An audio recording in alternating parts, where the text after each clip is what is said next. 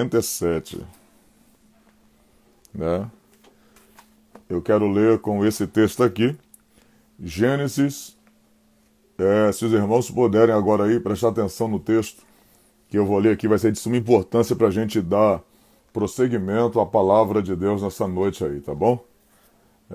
Vamos lá em nome do Senhor Jesus. Deixa eu aumentar aqui. Opa, pronto. Agora acho que está melhor ainda. Estava um pouco baixo. Agora eu aumentei no máximo aqui, né? Isso, Gênesis capítulo de número 47, versículo de número 13. Preste atenção aí.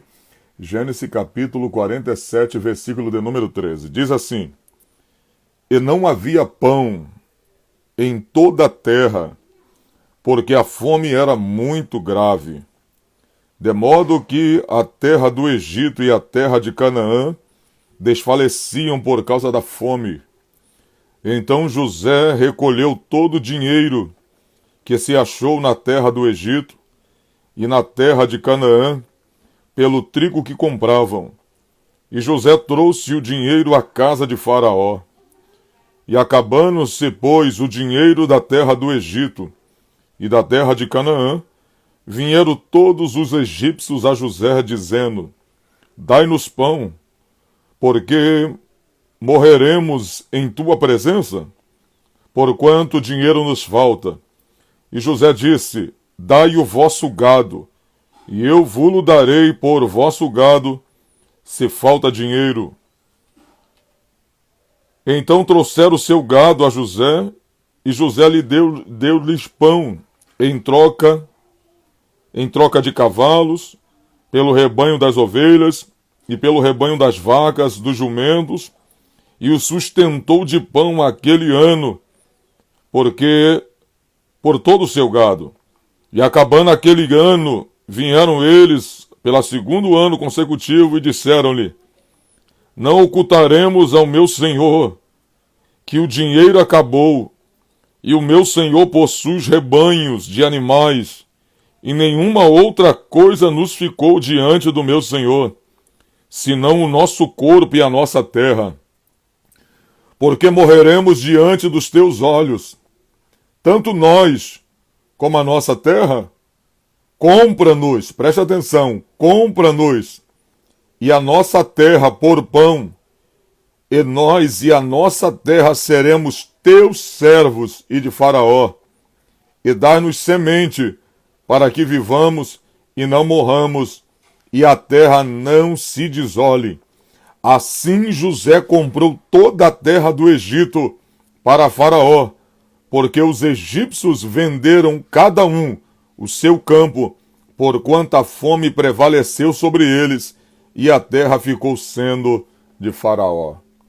Irmãos, olha que coisa extraordinária está acontecendo aqui. José tinha revelado o sonho a Faraó acerca do período que haveria sobre a terra, o sonho conturbado que Faraó teve, ninguém conseguia dar a interpretação daquele sonho, nem tampouco contá-lo. José conta o sonho a Faraó porque Deus o revela. E a Bíblia vai dizer que além de Deus revelar o sonho, Deus também dá a interpretação desse sonho a José. E José fala para Faraó acerca das vacas gordas e sobre um período muito bom que o Egito iria viver. E fala desse período também das vacas magras, das quais ele via as vacas magras comendo de fato as vacas gordas. E José dará interpretação a ele, dizendo que as vacas gordas seriam um período extraordinário que o Egito iria viver, mas que as vacas magras comendo as gordas seria um período de escassez tão grande de fome que o Egito iria viver, que era necessário, nesse período de abundância, que o Egito pudesse fazer grandes celeiros, guardar trigos, guardar sementes, porque quando a fome viesse, seria tão grande que o Egito não lembraria desse momento de abundância que o Egito teve. Os 7 anos de fome que estaria para vir sobre toda a terra também alcançaria o Egito. Mas José está dando agora orientação a Faraó para que ele possa levantar um homem em cuja haja sabedoria, para que se crie grandes celeiros e guarde as sementes e também o trigo. Porque quando esse momento chegasse, o Egito e as nações que estavam ao derredor poderiam ter de onde comer e não morrerem de fome. A Bíblia diz que Faraó, olhando para José, disse: não vejo outro homem senão a ti, em que há a sabedoria dos deuses. Então, naquele momento, José foi elevado ao cargo de governador do Egito. A Bíblia diz que esse período chega, e a Bíblia diz que havia fome sobre toda a terra. Escute bem o que eu vou lhe falar. A Bíblia diz que havia fome extrema sobre toda a terra. A Bíblia diz que o único lugar da terra aonde tinha comida era no Egito. E sabe quem era que governava o Egito naquele momento? Era José. E quem era José? Era um líder político que governava a terra. A Bíblia diz, é bem clara, que o dinheiro acabou no Egito e acabou também em Canaã. A Bíblia diz que os moradores do Egito começaram a ir até José, dizendo para José que após José ter pego todo o dinheiro do Egito e da terra de Canaã e levado até Faraó e dizendo: tudo isto é teu. O povo então agora vai chegar até José dizendo: não temos mais dinheiro. E José disse: então, se vocês quiserem comer, dai-nos o vosso gado, dai-nos o vosso jumento, dai-nos os vossos animais, tudo que vocês têm, as vossas ovelhas, dai em troca do pão. Então observe que a comida ficou tão valorizada que eles deram gado, eles deram os jumentos, eles deram as ovelhas em troca também dos seus gados, em troca do pão, em troca do trigo.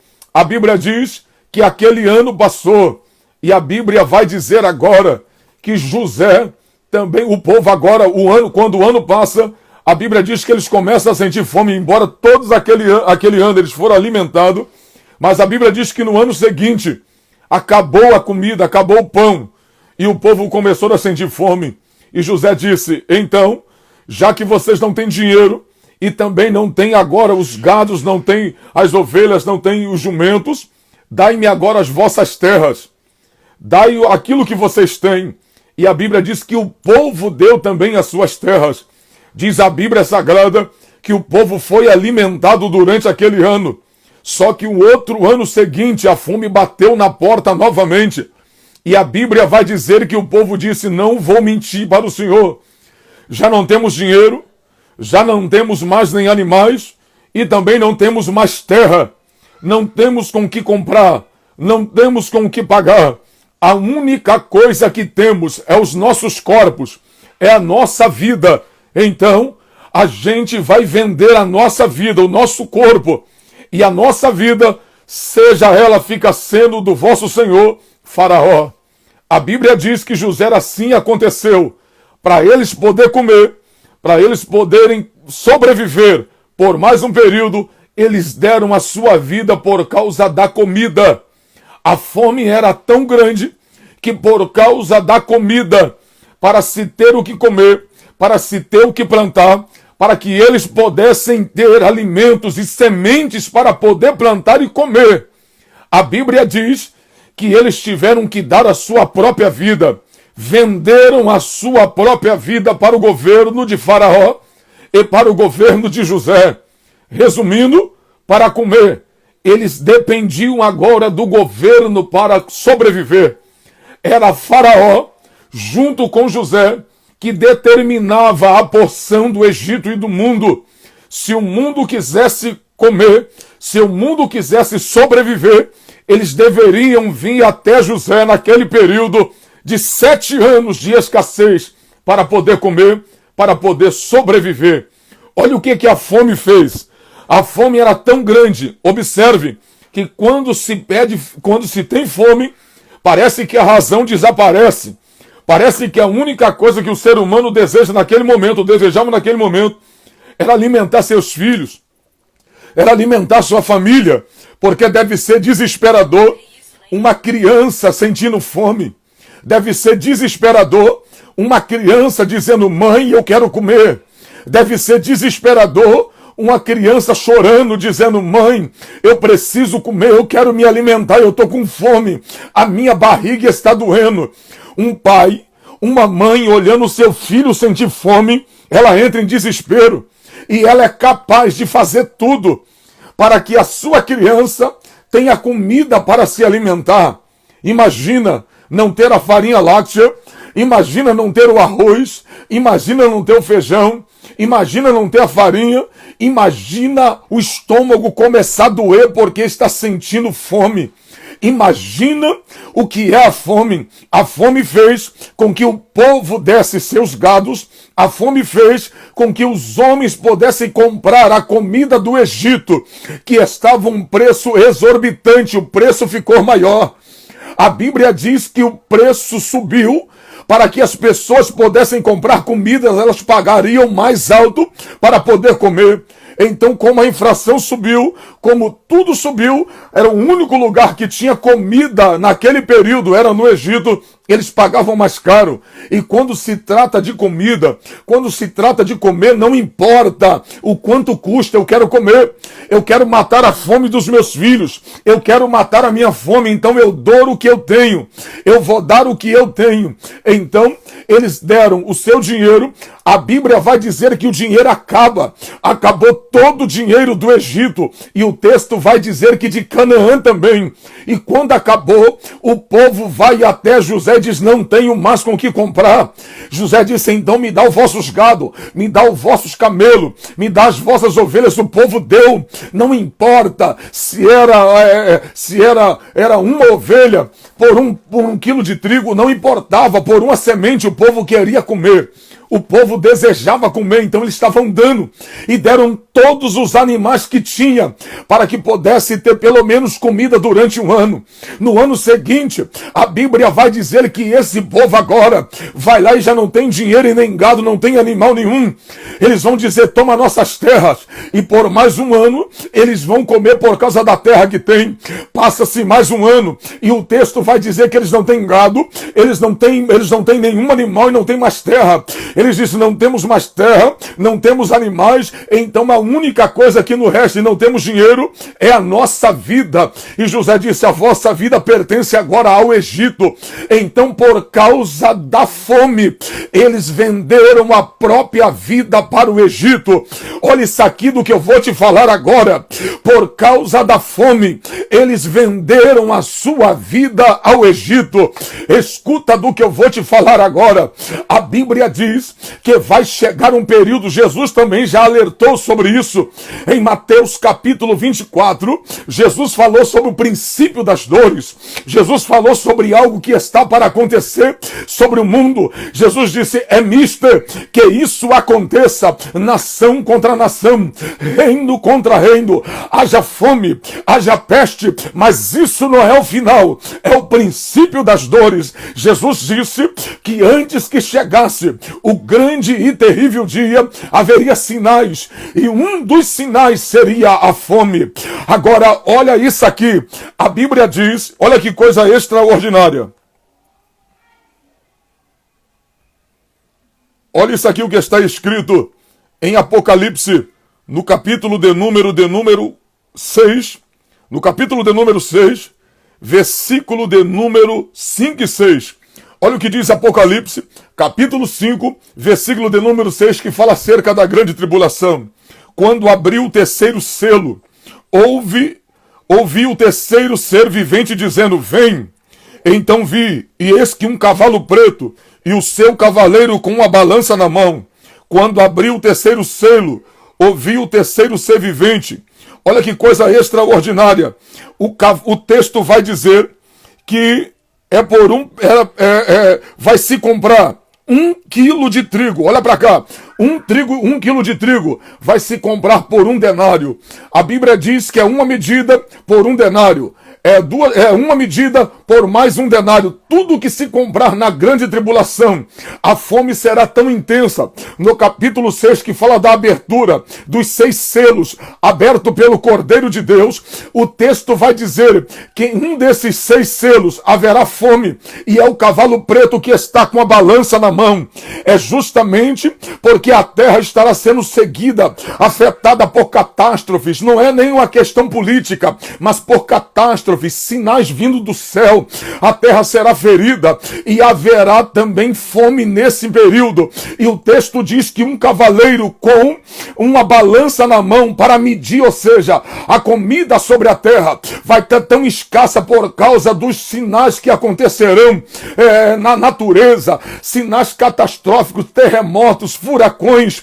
A comida vai estar tão escassa nesse período que no período da grande tribulação, olha isso aqui como é extraordinário, no período da grande tribulação, as pessoas vão comprar 1 quilo de trigo, vão comprar uma medida de trigo por 1 denário. Isto é uma moeda naquela época. 1 denário equivalia a 1 dia de trabalho do trabalhador judeu. Então escute, se formos trazer isso a miúdo e trouxermos para os dias atuais, se a grande tribulação fosse hoje, o salário mínimo está em R$1.031, se eu não estou enganado, divide isso aí por 30. Então se divide aí esse R$1.031 dividido por 30, vai dar R$34 e alguma coisinha. Então, um dia de um trabalhador ganhando um salário mínimo dá cerca de R$34. Vai hoje no mercado e você compra 1 quilo de trigo por R$2 e alguma coisa.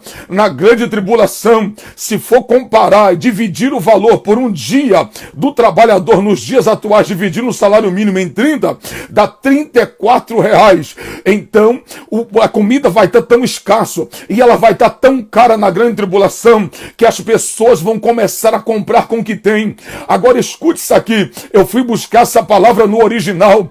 As pessoas vão trabalhar o dia inteiro, mas é para comer, essa porção é apenas para uma pessoa. Agora imagina quem tem 5 crianças dentro de casa e estiver no período da grande tribulação.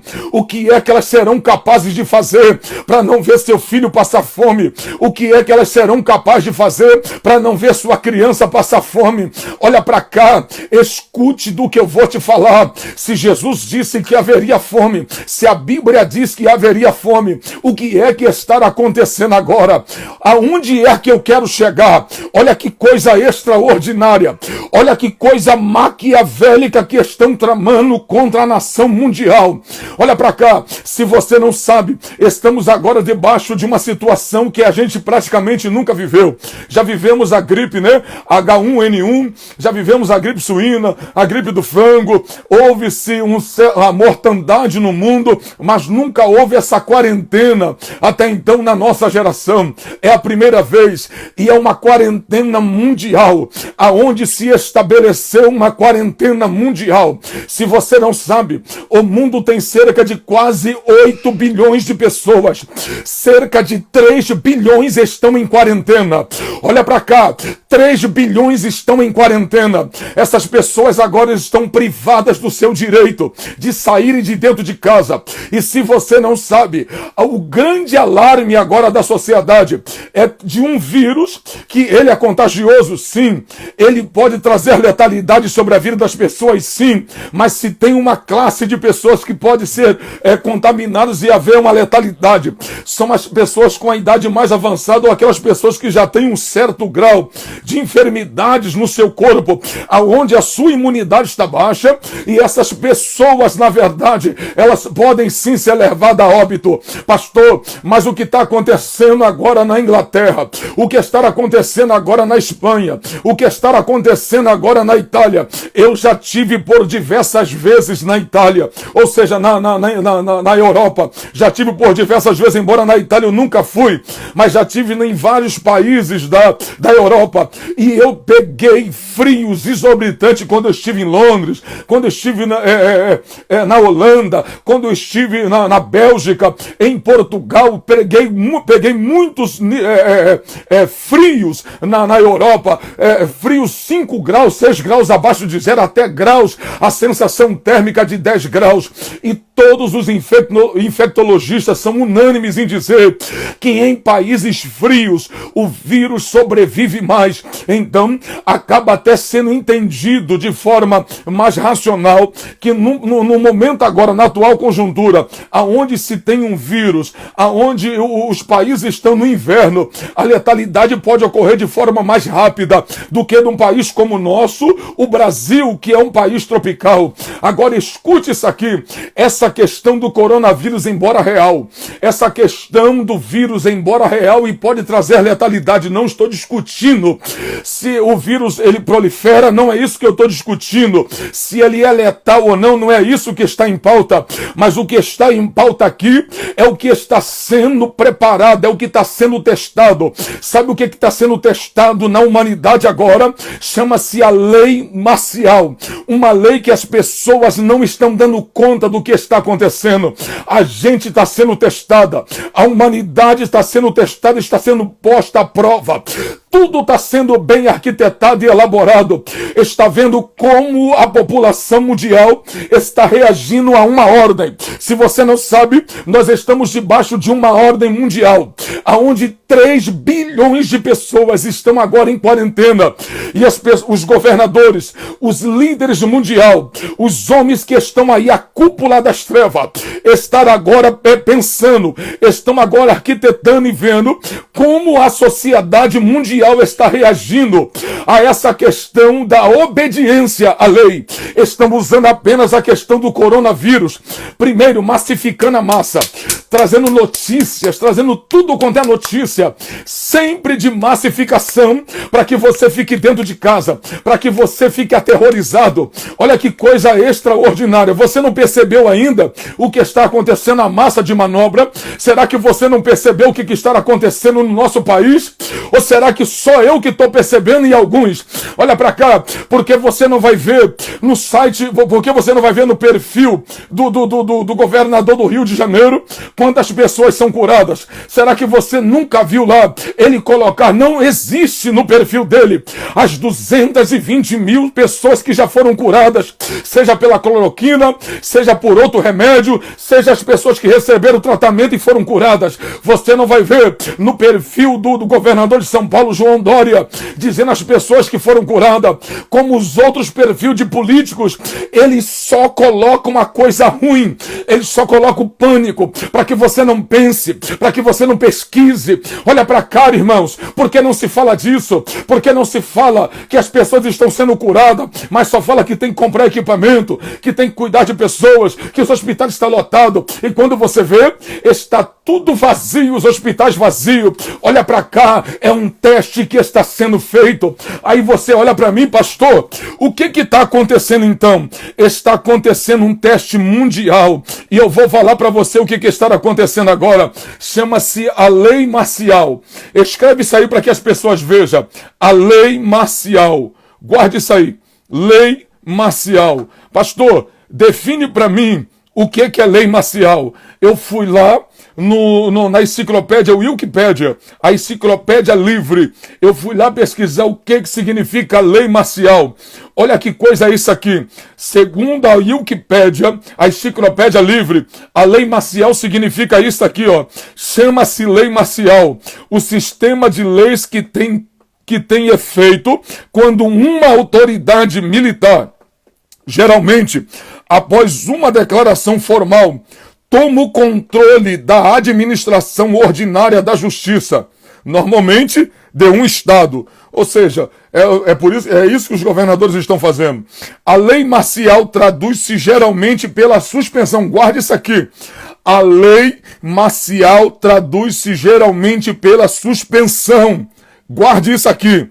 De todas ou partes da liberdade fundamentais do cidadão, como o ato de se deslocar, principalmente de se reunir, de manifestar sua opinião e de não ser aprisionado sem fundamento jurídico.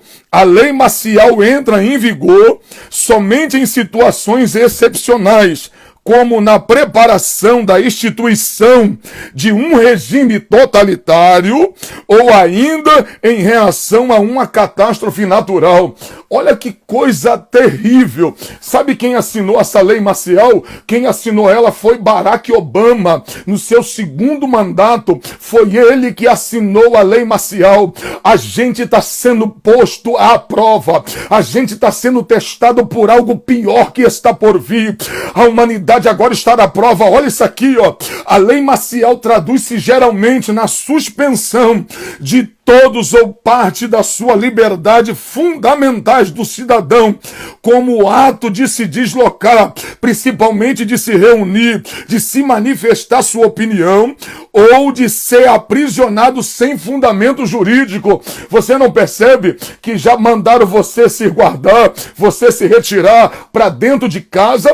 Primeiro, olha que coisa terrível, primeiro foi apenas a conscientização. Você não lembra? Passaram de porta em porta, passaram no jornal, dizendo: fique em casa, se cuide, lave as mãos, põe as máscaras. Você não lembra disso? Vai lá, coloca a sua máscara. Você lembra? Lava as mãos com álcool gel, né? Se você tiver de sair na rua só para fazer a compra, mas bem preparado, bem higienizado, para não contaminar ninguém, não se aglomere. Por favor, não fique nas praias, saia das praias. Não é bom a aglomeração. Então, primeiro mandaram apenas a questão da conscientização. O que fizeram agora na segunda etapa? Não demorou nem um mês. O que o governador do Rio de Janeiro fez?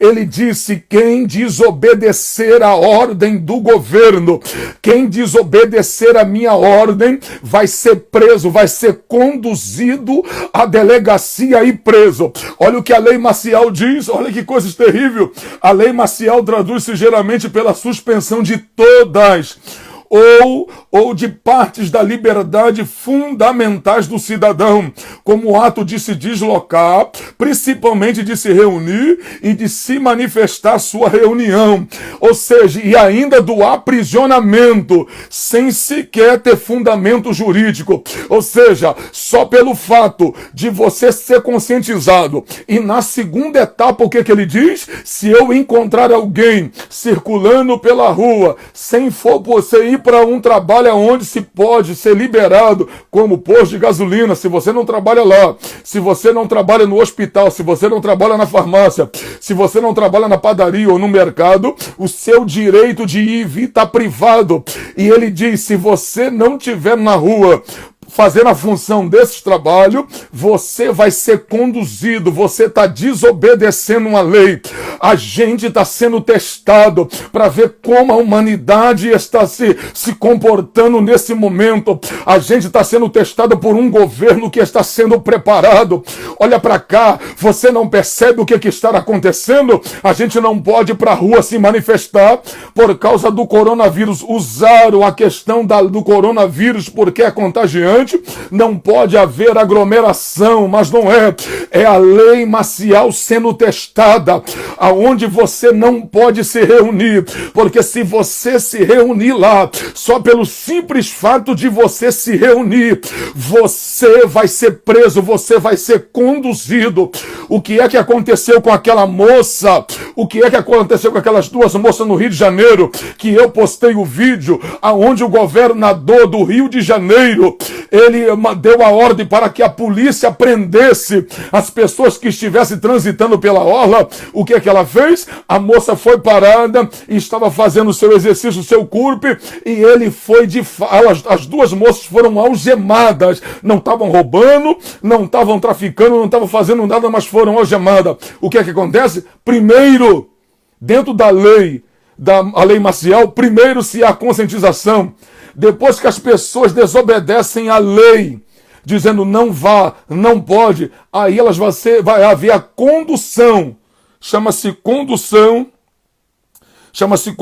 coercitiva. Pastor, o que é a condução coercitiva? Condução coercitiva é uma forma impositiva de levar sujeitos do processo, ofendidos, testemunhas, acusados ou peritos, independente de suas vontades, à presença das autoridades policiais ou judiciárias, Trata-se da medida prevista no Código do Processo Penal, CPP, como forma de obrigar o ofendido, a testemunha, o perito ou qualquer outra pessoa que deixa de comparecer ao ato para qual foi intimada, ou seja, mesmo contra a vontade dela. Lembra aquela moça que dizendo, eu não vou ser algemada, eu não sou bandido, mas mesmo assim os policiais algemaram ela? Isso chama-se condução coercitiva.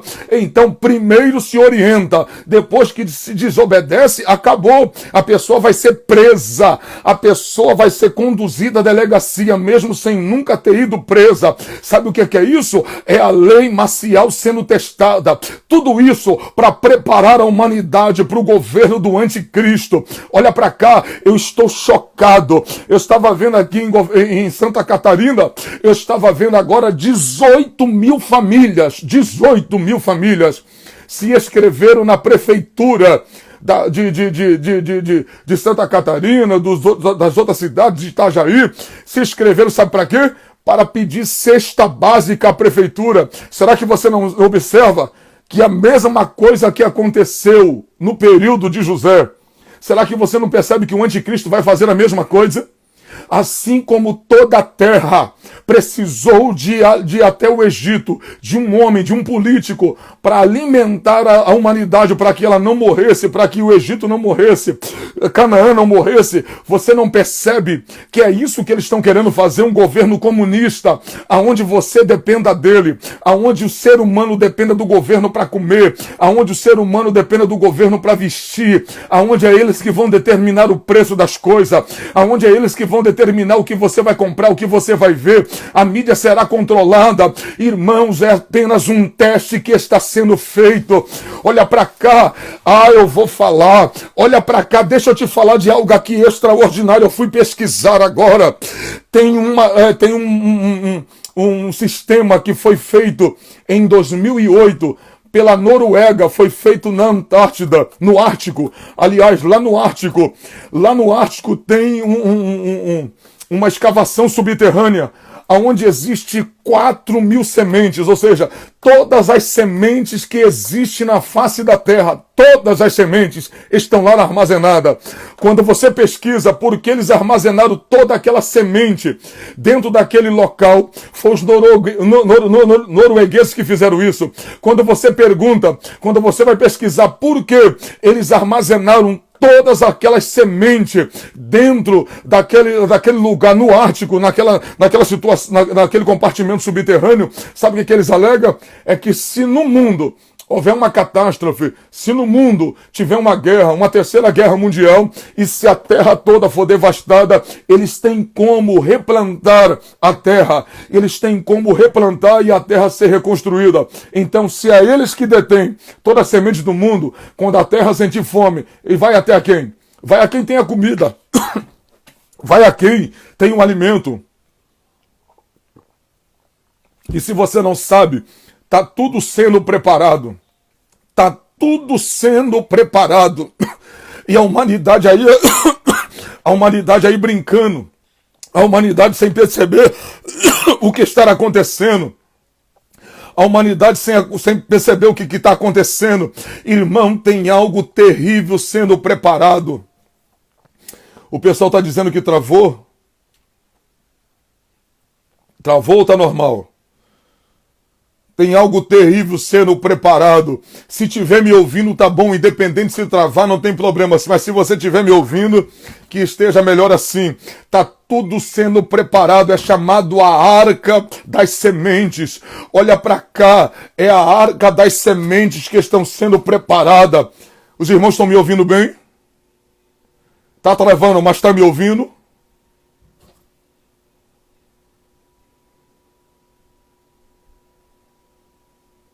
Mas estão me ouvindo bem?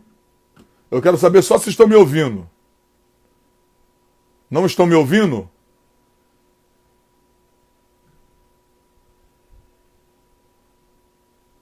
Eu vou tirar os comentários daqui só para poder vocês me ouvirem bem. Então olha para cá, irmãos, está tudo sendo preparado. Está a um lugar no mundo, olha para cá, se você pesquisar hoje no YouTube, se você pesquisar, existe fortalezas, casas de bilhões e bilhões de dólares, a 17 andares de profundidade, aonde a porta desse condomínio subterrâneo dos homens mais ricos do mundo, só a porta que fecha esse condomínio subterrâneo pesa 250 toneladas. Só a porta é capaz de suportar uma bomba com 2 megatons, se não estou enganado. A de Hiroshima era 1 megaton, se não estou enganado, né? Que caiu sobre a bomba de Hiroshima, que caiu sobre Nakagashi. É cerca de 1 megaton. Explodiu a cidade. As casas subterrâneas que estão a 17 andares abaixo da terra são capazes de suportar bombas de até 2 megatons e não destruir. Eles têm tudo lá embaixo, eles têm comida, tem semente, tem piscina, tem tudo. Os homens estão arquitetando, irmãos. Tá tudo sendo preparado. Aí você pergunta, Trovão, e aonde está Deus nisso? Deus está permitindo para que o curso da profecia se siga, para que o curso da profecia continue dando seu curso. Deus permita que os homens maus trabalhem para que o curso da profecia continue se seguindo. Pastor, eu não acredito. Como você não acredita se a Bíblia... Você quer ver uma coisa? Quem deu o sonho para José não foi Deus? Deus não disse que ele seria governador do Egito? Foi, não foi? Então o que Deus vai fazer para que a profecia se cumpra? Deus permite que os irmãos dele o traia. Os irmãos deles vão o trair agora. Vão jogar José dentro de uma cisterna. Depois, a Bíblia vai dizer que os seus irmãos vão clamar, o mais novo clama para que não mate seu irmão. Retira José dali e vão vender José agora por 20 moedas de prata para os ismaelitas.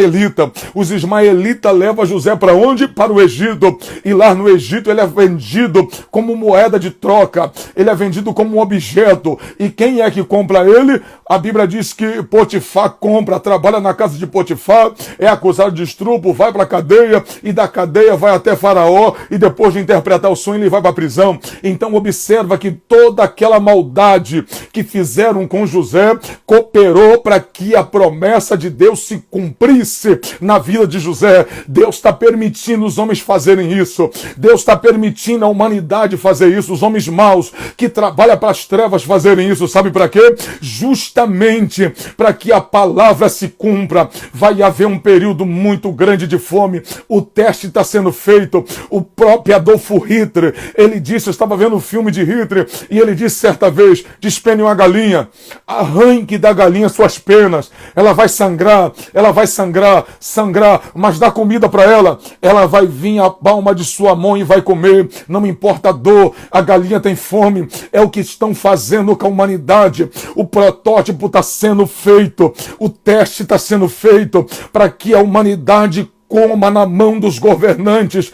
Aí o que vai acontecer? Olha para cá, o mundo vai entrar em colapso, o mundo vai entrar em guerra. Então olha para cá, se a Bíblia diz que o anticristo vai trazer um período de 3 anos e meio de paz, então olha que coisa extraordinária. Eu quero deixar aqui minha opinião. Eu sou pré-tribulacionista. Existe a opinião dos demais. Alguns creem que a igreja vai ser arrebatada durante, outros creem depois. Eu, pastor Júnior Trovão, creio conforme está escrito na Bíblia. Lá em Filipenses, Jesus disse para a igreja de Filipos, para a igreja de Filadélfia, Jesus disse, assim como guardaste a palavra da minha paciência, eu também te guardarei da hora. Ou seja, não na hora, mas da hora da provação que há de vir sobre o mundo todo. Assim como Deus guardou Ló, e quando tirou, antes que o juízo descesse, Deus tirou Ló e sua família de Sodoma e Gomorra. Antes que o dilúvio acontecesse, Deus guardou Noé e sua família dentro da arca.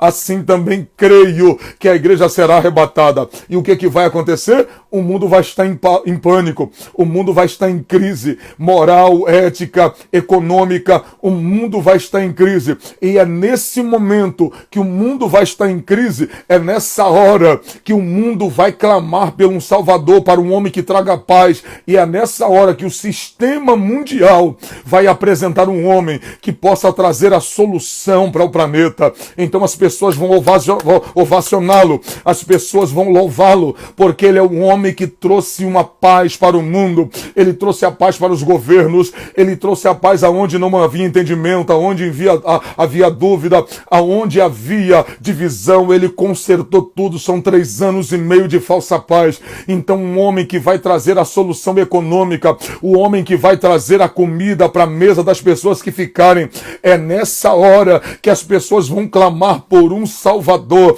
vão clamar para alguém que traz solução. Agora, olha para cá, deixa eu te falar, tomara que essa live não caia, tomara que não caia.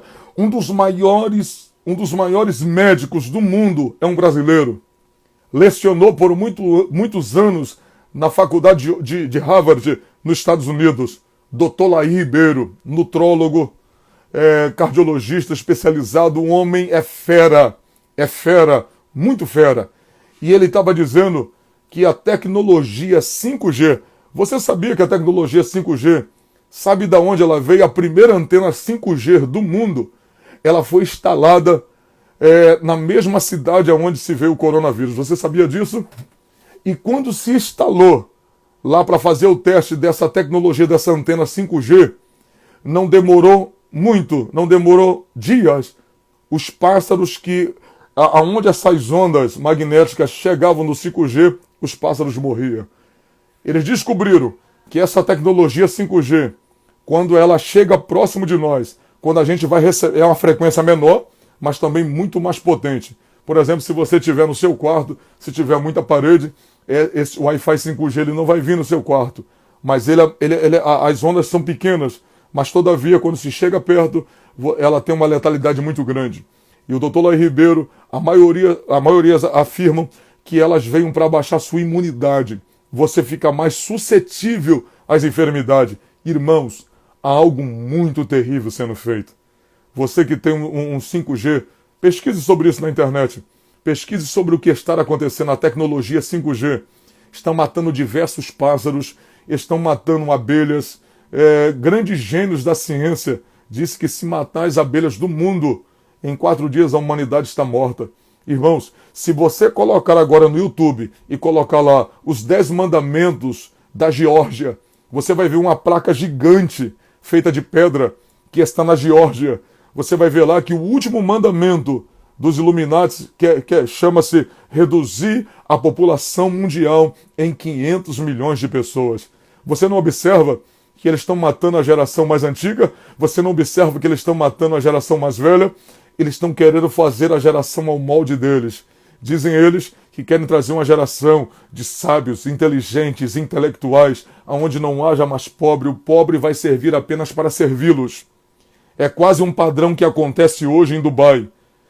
Embora eu só fui em Dubai mesmo, fiquei no aeroporto algumas horas, 5 horas, e eu vi lá nos aeroportos, aonde eu estava, as pessoas que trabalham em Dubai são gente de fora. Segundo consta, a maioria das pessoas que trabalham em Dubai não são nativos, são gente que trabalha para eles. É mais ou menos isso que eles estão fazendo. Então escute, a gente está sendo treinado, isso está sendo feito um teste mundial.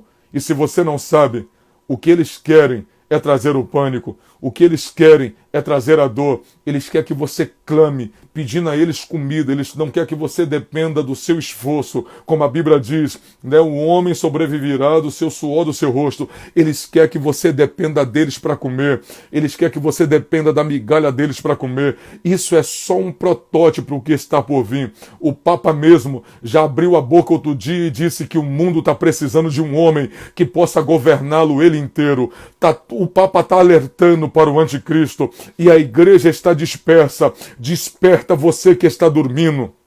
Desperta, para, às vezes eu tô indo pra internet, me expondo, botando a minha cara pra bater, pra mostrar o povo, que o povo tá sendo servido de massa, de manobra, e ainda tem gente com a mente fechada. Irmãos, eu fazendo o que eu estou fazendo, eu tô colocando a minha própria vida em risco, né? Mas eu prefiro colocar a minha vida em risco e ajudar alguém, a abrir os olhos de alguém. Tá tudo sendo preparado. Aí você para entender agora, fica com essa gracinha, fica com esse negócio de dizer que política é coisa do diabo e fica botando quem quiser lá dentro. Bota aí, sabe quem tá mandando, sabe quem tá colocando você para ficar dentro de casa? São homens que você elegeu que estão colocando você dentro de casa agora. Aí fica dizendo que política é do diabo, coloca qualquer um lá, porque se fosse de repente alguém de Deus, se fosse um homem de Deus, o presidente abriu a boca e disse que poderia, os governadores poderiam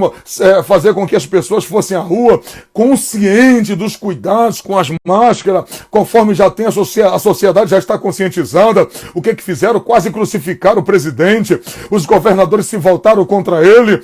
Mas o que eles estão dizendo? Fica dentro de casa, fica na quarentena, mas cadê a comida na tua mesa? Aonde está a comida? Eles querem que você sinta fome. Quando sentir fome, se você não vai aguentar ver seu filho sentir fome, você não vai aguentar sua filha pedir comida, você vai dar um jeito. Se o cartão tiver estourado, se não tiver dinheiro mais para comprar, você vai, se não tem mais ninguém para te dar, se tá todo mundo na mesma situação, vizinho da esquerda, você vai fazer de duas a uma, ou vai esperar a prefeitura te dar, ou vai esperar o dinheiro do governo te chegar, ou você vai ir à rua fazer alguma coisa para trazer comida para dentro de casa. O caos está querendo ser instaurado. O que eles vão fazer? Olha para cá, coloca lá no YouTube agora e veja se no período de fevereiro e de março, vai lá ver quantos tanques de guerra chegou em vários países do mundo, chegando para trazer reforço. Sabe por quê? Porque se houver um caos, se tiver um caos, olha para cá, se todo mundo sair à rua, começar a saquear, sabe o que vão fazer? Os governadores vão vir a público e vai pedir que o governo federal traga para a rua o exército para conter a fúria da população.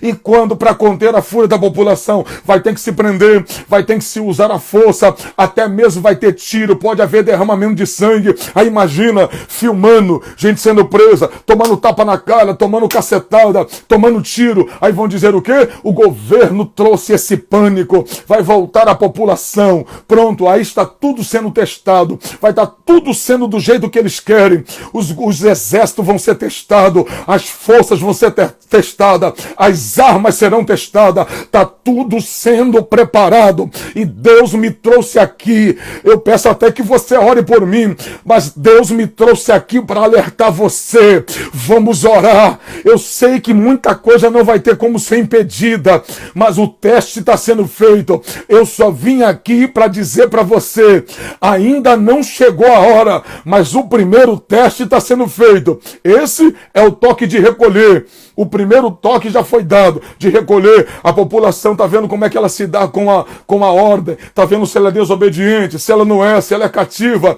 se ela é aquela situação que vai querer, se vai ficar comendo sempre na mão dos homens. É isso que está sendo testado agora. É uma ordem mundial que está sendo dada.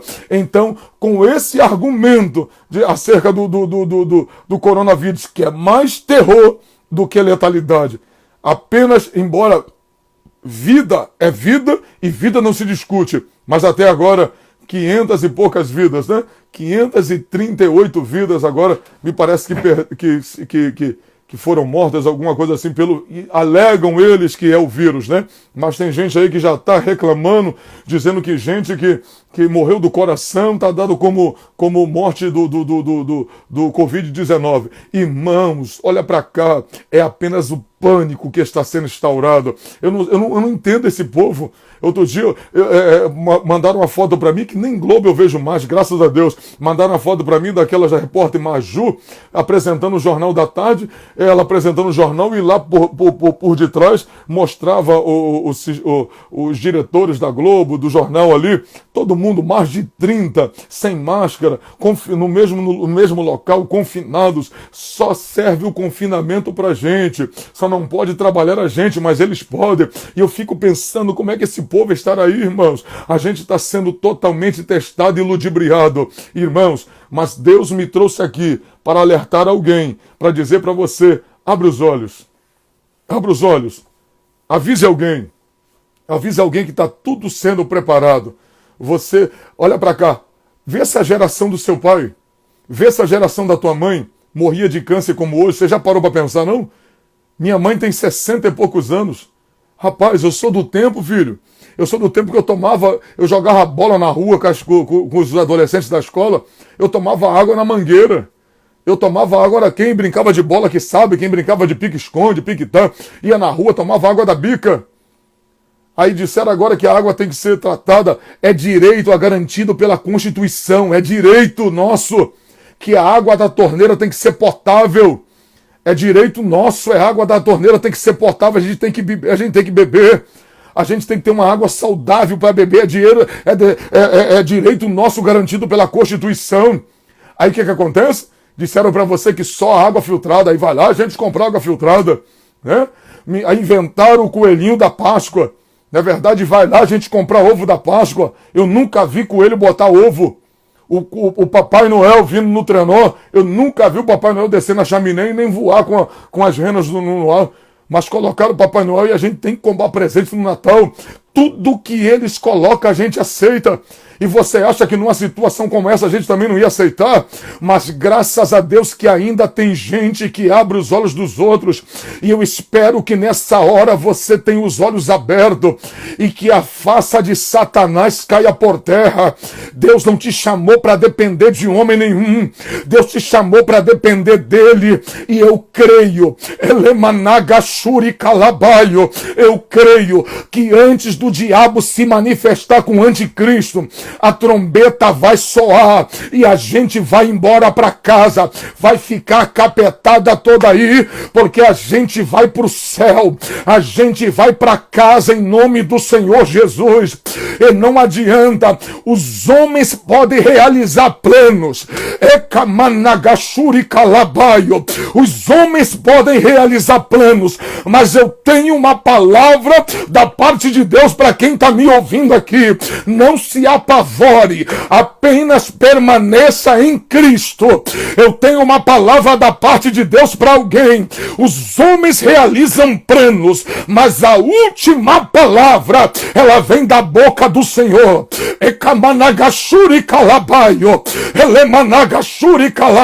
Pastor, é para me temer? Não. Isso aqui é para você ter vigilância, que o plano está sendo elaborado, mas eu tenho uma notícia para dar para Satanás e para os homens das trevas. Se o diabo tem preparado o mundo para receber o anticristo, o Espírito Santo preparou a igreja para receber Jesus nos ares. Fica atento, guarda-se, vigia, santifica-se, porque dentro em breve a gente vai para casa. É o sinal que a qualquer momento a trombeta vai soar. Os judeus do mundo inteiro estão voltando para Jerusalém e a maioria dos rabinos estão abrindo a boca e dizendo: o Messias está próximo para chegar, o Messias está próximo para vir. Eles já estão alertando, a qualquer momento a trombeta vai soar, a qualquer momento o mundo, a igreja lavada, santa, preparada, vai ouvir o som da última trombeta e a gente vai embora para casa. Elemanagashuri Calabaio, a gente vai para casa, a gente vai para o céu. Oh glória, trovão, o que o Senhor falou para mim é para mim ficar preocupado, não é para você ficar vigilante, porque os homens podem fazer plano. Lembra de Nimrod? Fez o plano, fez aquela torre, queria chegar até o céu. O que o Senhor fez? Deixou ir até onde ele queria. O Senhor desceu e confundiu a língua e o projeto foi desfeito.